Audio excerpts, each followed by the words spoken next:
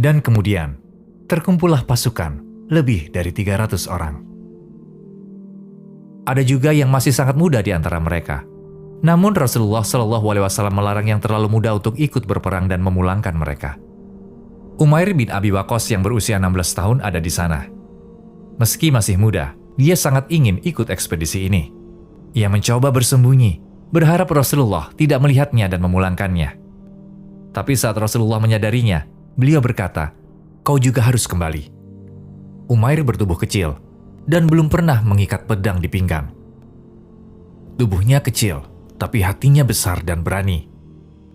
Meski Rasulullah awalnya ingin memulangkannya, tapi beliau tak bisa mengabaikan tekad prajurit muda ini. Akhirnya Umair diizinkan ikut. Setelah diizinkan, Sa'ad bin Abi Waqqas mengikatkan pedang saudaranya di pinggangnya. Saat Umair berjalan, pedangnya menyeret tanah, sehingga membuat jejak garis. Dan pemuda itu kelak akan menjadi syuhada Badar. Saat itu putri tercinta Rasulullah SAW Ruqayyah sedang sakit parah. Meski demikian, Rasulullah SAW tidak menghentikan keberangkatannya. Tapi ia meninggalkan Utsman bin Affan di Madinah untuk merawatnya. Saat persiapan selesai, pasukan 313 orang pun diberangkatkan. Di bawah terik matahari, Rasulullah menuju Badar bersama sahabat. Karena ada beberapa sumur di sana, banyak kafilah yang sering melewati area ini.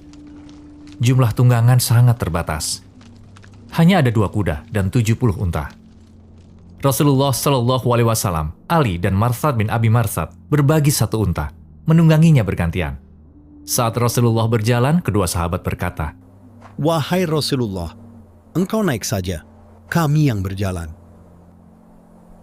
Namun beliau menolak dan berkata, "Kalian berdua tidaklah lebih kuat dariku dalam berjalan, dan aku pun tidak kalah butuhnya terhadap pahala dibandingkan kalian berdua." Mereka pun melanjutkan perjalanan. Di tengah perjalanan, Rasulullah SAW melihat pasukannya. Sebagian berjalan tanpa alas kaki, tanpa ada yang melindungi kaki mereka dalam peperangan. Nabi berdoa, "Ya Allah, sesungguhnya mereka berjalan tanpa kendaraan. Maka angkutlah mereka. Ya Allah, mereka tidak memiliki pakaian, dan mereka lapar. Maka berilah mereka pakaian, dan berilah mereka makan. Mereka hidup dalam kemiskinan, tapi mereka tahu kekuatan sejati datang dari iman. Dan iman itu, dalam bentuk paling indah, hadir dalam pasukan ini." Sebelum mereka tiba di dataran Badar, Abu Sufyan tahu bahwa umat muslim bergerak ke sana sebagai pasukan. Orang-orang muslim datang.